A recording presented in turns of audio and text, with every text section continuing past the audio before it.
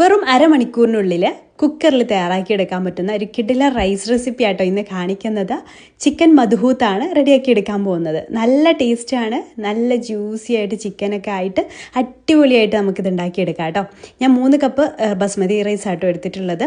അത് വെള്ളത്തിൽ സോക്ക് ചെയ്യാൻ വേണ്ടിയിട്ട് വെച്ചിട്ടുണ്ട് കേട്ടോ, വാഷ് ചെയ്തതിന് ശേഷം. പിന്നെ കുറച്ച് സ്പൈസസ് ഒക്കെ ഒന്ന് വറുത്തെടുക്കുന്നുണ്ട്. എല്ലാം ഞാൻ ക്യാപ്ഷനിൽ കൊടുക്കാവേ. അതൊന്ന് പൊടിച്ചെടുത്തിട്ടുണ്ട്. പിന്നെ 3 വലിയ തക്കാളിയും ഒരു സവാളയും മിക്സിയുടെ ജാറിലിട്ടിട്ടൊന്ന് അരച്ചെടുക്കുന്നുണ്ട്.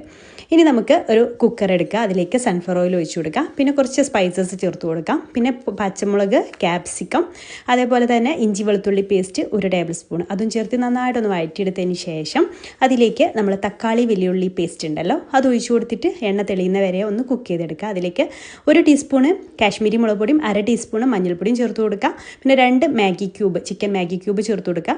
പിന്നെ ആദ്യം പൊടിച്ചെടുത്തിട്ടുള്ള മസാലപ്പൊടികളും മുഴുവനായിട്ട് ചേർത്ത് കൊടുത്തതിന് ശേഷം അതൊന്ന് വഴറ്റിയ ശേഷം അതിലേക്ക് ചിക്കൻ ചേർത്ത് കൊടുക്കാൻ ഞാൻ 1 കിലോ ചിക്കൻ എടുത്തിട്ടുണ്ട്. ആവശ്യത്തിന് ഉപ്പും ചേർത്ത് നന്നായിട്ട് ആ പിങ്ക് കളർ പോയി വൈറ്റ് കളർ ആവുന്ന വരെ ഒന്ന് ഹൈ ഫ്ലെയിമിലിട്ടിട്ടൊന്ന് ഒന്ന് ചൂടാക്കി എടുക്കാം കേട്ടോ. അതിന് ശേഷം അരി ഇട്ട് കൊടുക്കാം. എന്നിട്ട് അരിയും ചേർത്ത് നന്നായിട്ട് മിക്സ് ചെയ്തെടുക്കുക. ഈ സമയം വെള്ളം തിളപ്പിക്കാൻ വെക്കണം കേട്ടോ. ആ വെള്ളം കൂടെ 1 കപ്പ് അരിക്ക് 1.5 കപ്പ് വെള്ളം എന്നുള്ള രീതിയിൽ വെള്ളം തിളപ്പിക്കാൻ വെക്കണം.